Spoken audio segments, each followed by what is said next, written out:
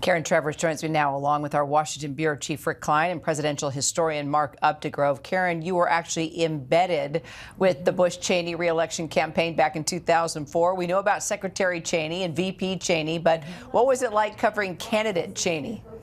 Kira, he was not a natural campaigner. He was not picked to be on the ticket in 2000 for his charisma and his ability to rev up crowds of tens of thousands of people. But he was out there on the campaign trail to defend the Bush administration's policies. And he did that forcefully because he was the centerpiece, the architect of so many of the controversial policies, including the response to the September 11th attacks and the wars in Afghanistan and in Iraq. He would go to conservative parts of battleground states to rev up the conservative base. That was so important in an election year that was going to be so close against John Kerry and John Edwards. He was also used, Kira, as somebody who could do a lot of fundraising for conservative candidates. So as we were doing the battleground states, he was also out there in non-battleground states like North Dakota and places like that that were not at all part of the presidential map, but he was there for congressional candidates. He did not do a lot of retail politicking, Kira. We weren't stopping at a ton of diners and shops for the small talk that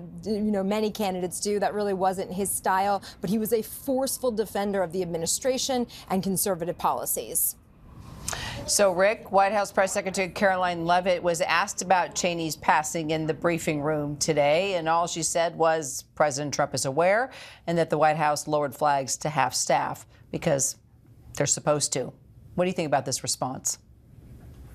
Well, it's a chilly relationship at best, if there's any relationship at all, between Donald Trump and Dick Cheney and the Cheneys more broadly. That was always the case. I think you can track the rise of Trumpism to the fall of the Bush-Cheney popularity in the Republican Party. It opened the door for Donald Trump. He was very critical of the decision to invade Iraq in particular over the years. And then what was already a strained relationship got considerably worse after January 6th, because Liz Cheney made it one of her missions in life to stand up for the truth of what happened that day. Was very high profile in the commission that investigated that day, said that she would see to it that Donald Trump was not reelected.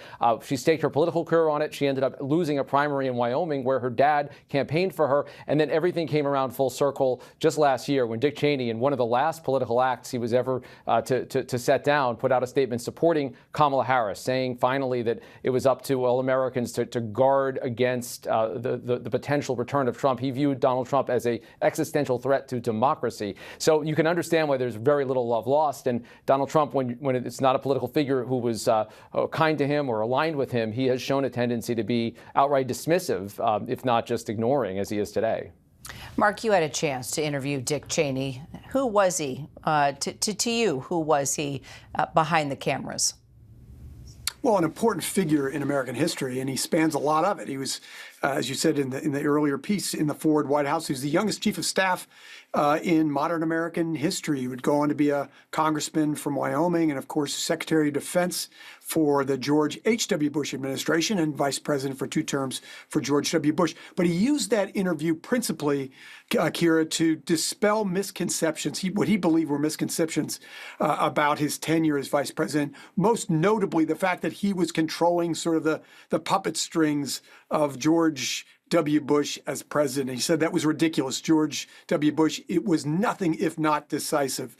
But he did give influence that profoundly directed the direction of the George W. Bush administration, particularly in the first term. And the other thing was that he was on that selection committee for vice president and essentially directed himself to be the choice that George W. Bush made. He said that was absolutely a fallacy. So those were what he mostly addressed in the interviews that we had.